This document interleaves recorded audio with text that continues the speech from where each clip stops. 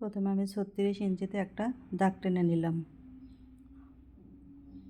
অপর অংশেও আমি 36 ইঞ্চিতে দাগ টেনে নিব। এটা 39 ঝুলের একটা সালোয়ার বানাবো। নিচে 3 ইঞ্চি পরিমাণে আমি একটা লেস লাগাবো, এই জন্য 3 ইঞ্চি আমি কম নিয়েছি। উপরে থেকে 2 ইঞ্চিতে একটা দাগ টানবো। এই 2 ইঞ্চিটা রবারের ভিতরে দিতে হবে, এজন্য এটা বাড়তি করে নিতে হবে। এখন এটা আমি মিলিয়ে দিব। আসসালামু আলাইকুম সবাইকে, আশা করছি সকলে ভালো আছেন, আমিও ভালো আছি। আজ আপনাদের সাথে একটা সালোয়ার কাটিং শেয়ার করছি। আমি প্রফেশনাল দর্জি না, তাই নিজের জন্য যা বানাই সেটাই আপনাদের সাথে শেয়ার করি। আমার ভিডিওটা ভালো লাগলে অবশ্যই একটা লাইক কমেন্ট করে পাশে থাকবেন, অপরকেও দেখার সুযোগ করে দিবেন। এখানে নিচে আমি যেটুকু লেজ লাগাবো সে পর্যন্ত একটা দাগ টেনে নিলাম। এখন আমি এটা কেটে নেব। আপনারা চাইলে চাম্পা বুটিক্স থেকে ঘুরে আসতে পারেন।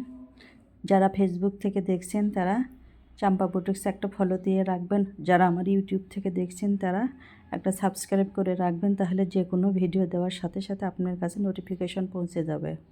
আর চাম্পা বুটিক্সে প্রাইডের শাড়ি, সিঙ্গেল ওড়না, বেক্সি কাপড়ের 2 পিস, সিঙ্গেল 1 পার্ট পাওয়া যায়। চাইলে আপনারা যা ঘুরে দেখতে পারেন। আর কেউ যদি আমার বাসার আশেপাশে থাকেন তাহলে আমার বাসাতেও এসে নিয়ে অনেকগুলো দেখে নিতে পারেন।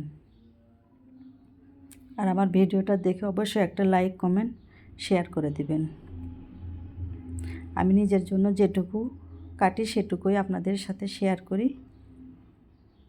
পরবর্তী ভিডিওতে আপনাদের সাথে এটা বানানো আমি শেয়ার করব। আমি আশা করছি সকলে আমার সাথে থাকবেন।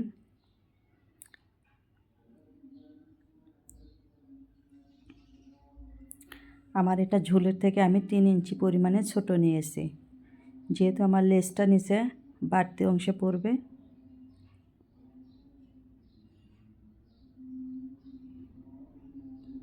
এই 2টা লেস আমি সালোয়ারে দিব।